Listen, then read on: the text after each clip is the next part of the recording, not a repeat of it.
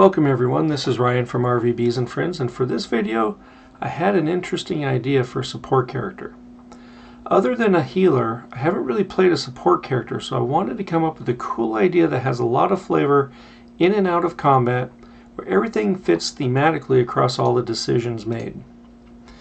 Basically, I'm thinking of a character that's grown up in the church, so they have that wanting to help mentality, but this character's heard stories from the monks and some travelers that have come to the church for help, and some of those travelers showed up with some pretty nasty injuries, so this character is afraid of what's outside the church walls. This character really wants to get out there and help, but man, they're really afraid to. Now that we have an idea for the overall theme for the build, let's dive right in. For this character's race, I'm going to use one that I haven't played before, and that's the Haragon race. It has some very cool abilities. We're going to go for small, just have a small Haragon. Alright, but there's a couple things that are really cool about this race. You can add your proficiency bonus to your initiative rolls. Lucky footwork. When you fail a dexterity saving throw, you can use your reaction to roll a d4 and add it to the save. This is great, and it doesn't. You can use it many times without, not having to use a short or long rest. So if you get into a sticky situation where whatever you need, and there's always these dexterity saving throws for you, you're going to come out on top more often than not. But the rabbit hop was also very cool. You can, as a bonus action, jump up to a number of feet equal to 5 times your proficiency bonus without provoking opportunity attacks. Now that's great. That's going to get you out of some sticky situations, and with this build, this Haragon doesn't want to be in a battle, just wants to be there helping friends. That's going to be helpful if something charges at the Haragon. Alright, so one of the things I was thinking for this build is to go rogue, and the main reason is so when not in battle, or even during battle later on, if need be, can disappear into the shadows and be a little bit more stealthy.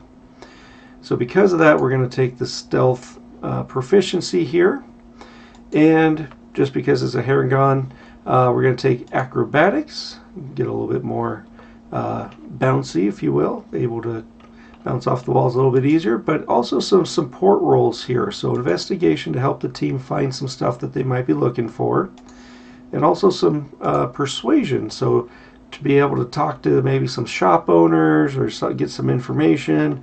Persuasion comes in handy quite a bit.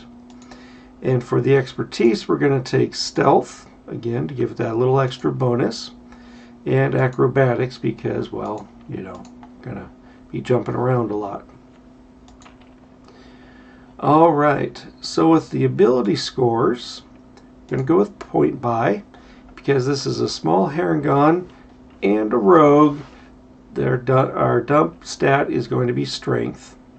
We are going to put a 9 in intelligence, but we're going to change dexterity, constitution, and wisdom to 14. That leaves charisma with 13. And that'll give us some good bonuses down here, but we're not quite done yet. We're going to take the 2+1 on the ASI. We're going to put the 1 into charisma. And we're going to put the 2 onto dexterity. Again, trying to get the best out of that dexterity check there. So that'll give a nice +3 on the dexterity and +2 in 3 other items. When looking at the languages, the best one I saw right off the bat here was Sylvan. Has, kind of one of the older languages, and kind of deals with the woodland animals and some fae, so that kind of filled in thematically overall pretty good.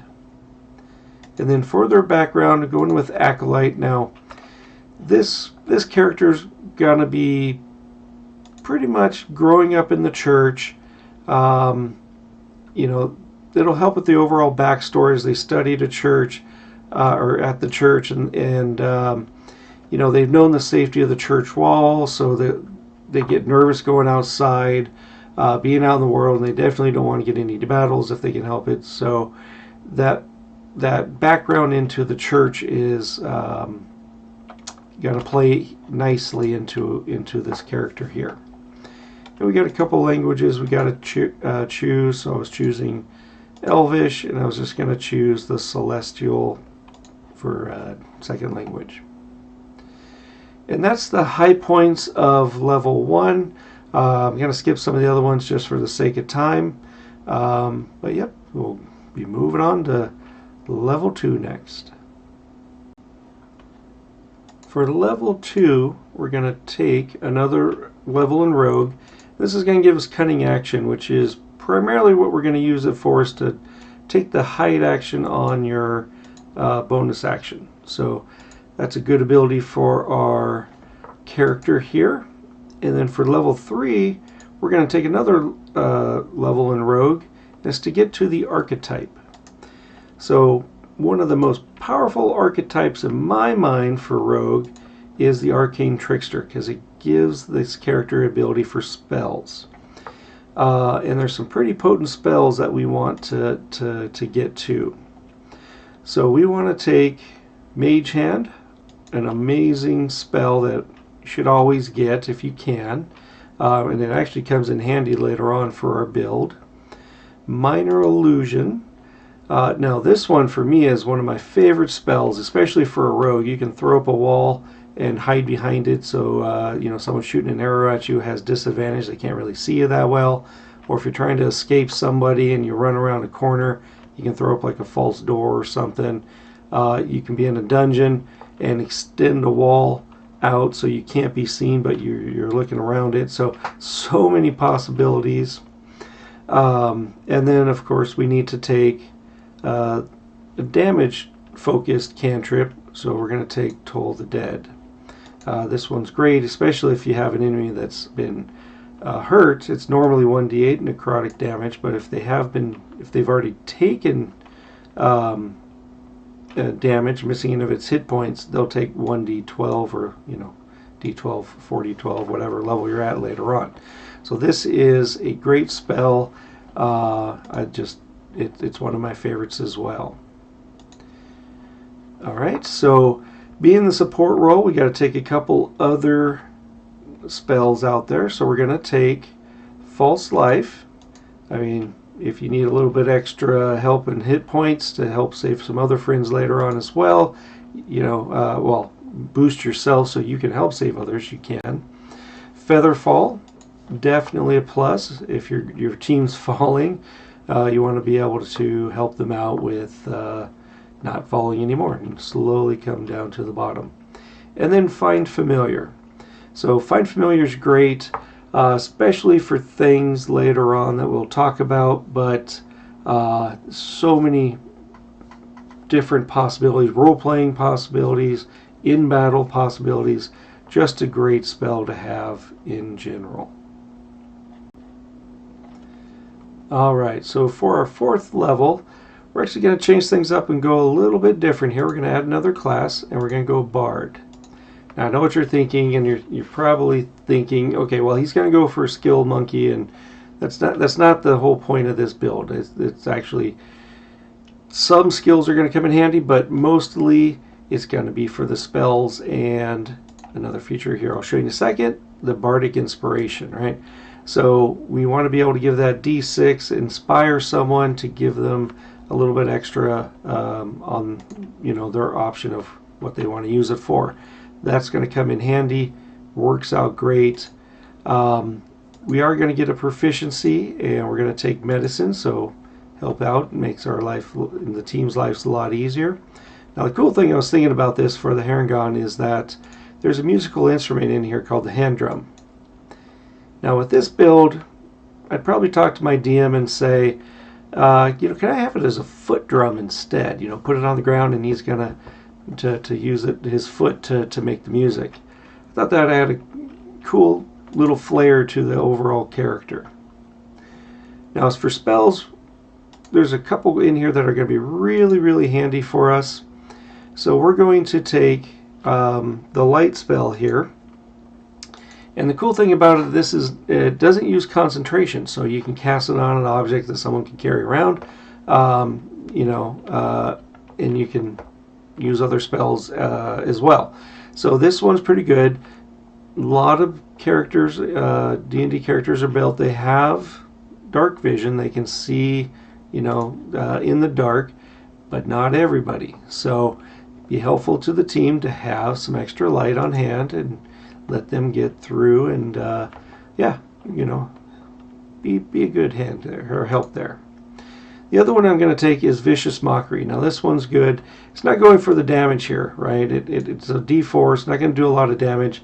The benefit here is if someone's hitting down on our friends out there, we can throw this spell out there. I'm gonna make fun of them, and hopefully it takes. And if so, they'll have disadvantage on the next attack roll.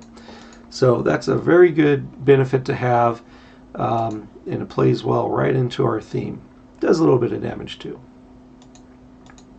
Now for the first level spells, we're going for some classics. We've got to do Cure Wounds.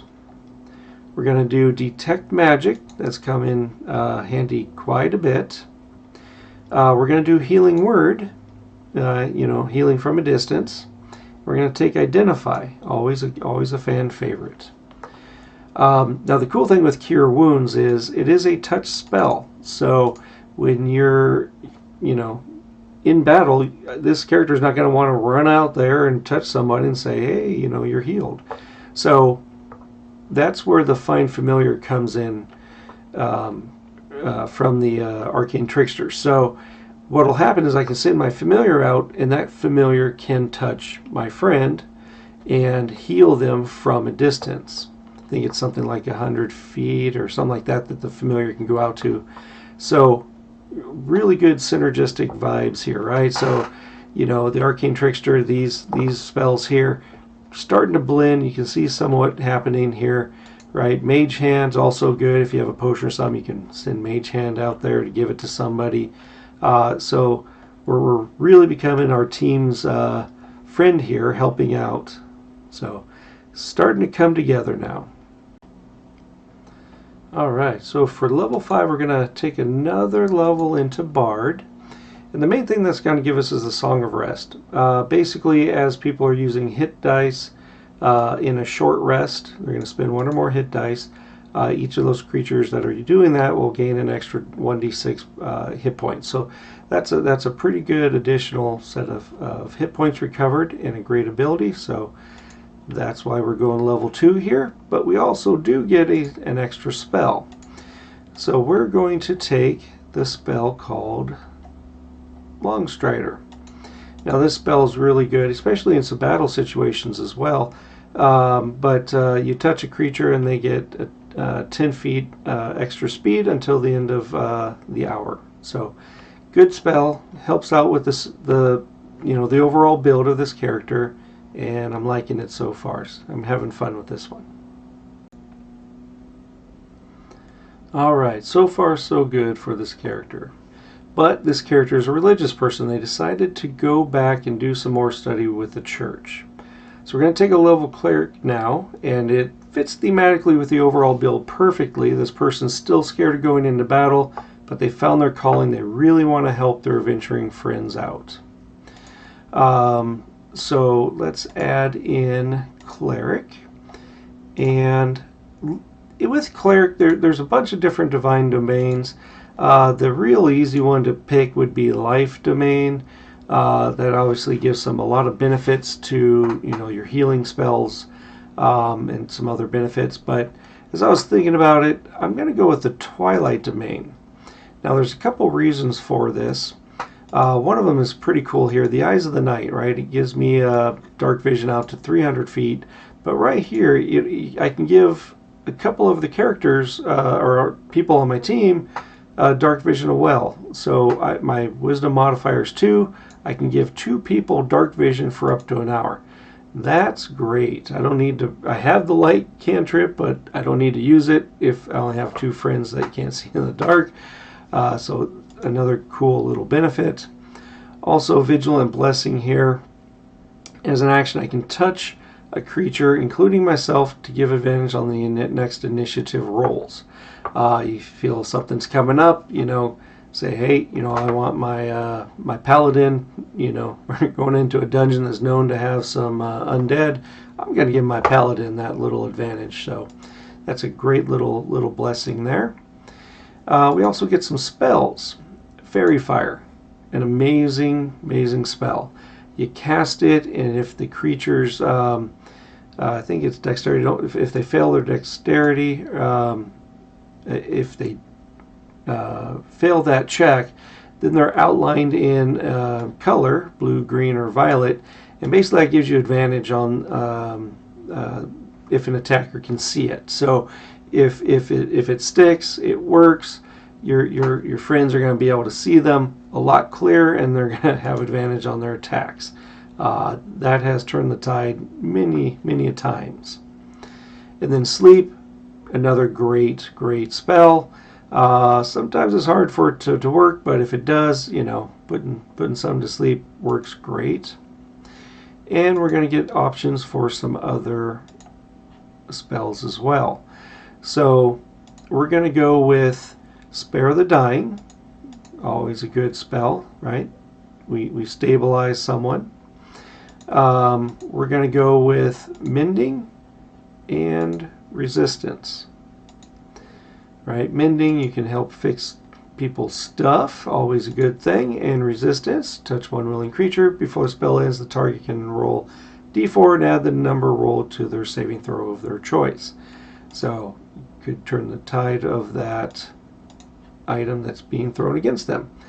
Alright, now for spells, we're going to go for Shield of Faith, right? And it surrounds a creature of your choice within range, granting a +2 to bonus to their armor class. Whew, sorry there. So this is a great spell to have if you're a support character. One of the best spells to have. We're going to also go with Create or Destroy Water.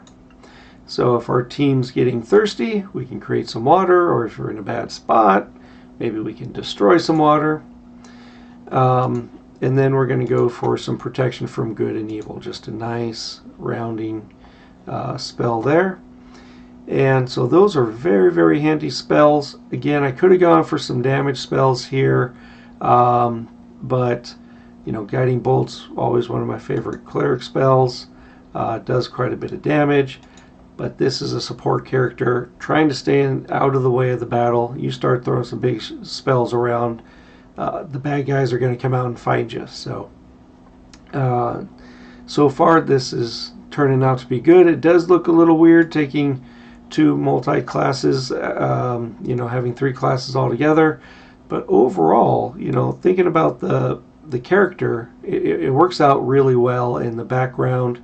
You can say that while they're in the monastery, wherever they're at, they were always singing. So that's the bard, and getting into trouble a little bit. So the rogue background.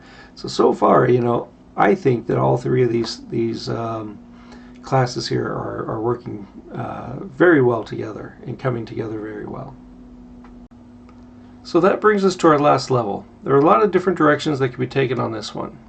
There's the ASI for the 4th level of Rogue, choosing a Bard College, or getting the Cleric's Channel Divinity feature. I was really tempted with the Channel Divinity Twilight Sanctuary, but I just couldn't pass up getting a feat. For the last level in this build, let's take level 4 in Rogue, and let's go get our feat. Now, this feat that I'm thinking about is a perfect addition to this build. DM willing, these should stack, and I'm going to take the Chef feat. We do get to increase one of our ability scores here, but the 2 things that are really good that are part of this feat are, as part of a short rest, you can cook special food for 4+ creatures, and if they eat it and spend a hit dice trying to regain some health, they'll get an extra 1d8 of hit points. Now add in that the Song of Rest, that's another additional D6, and that's where I said DM willing if they allow it to stack. But on average, that's at least 7, hit points per short rest.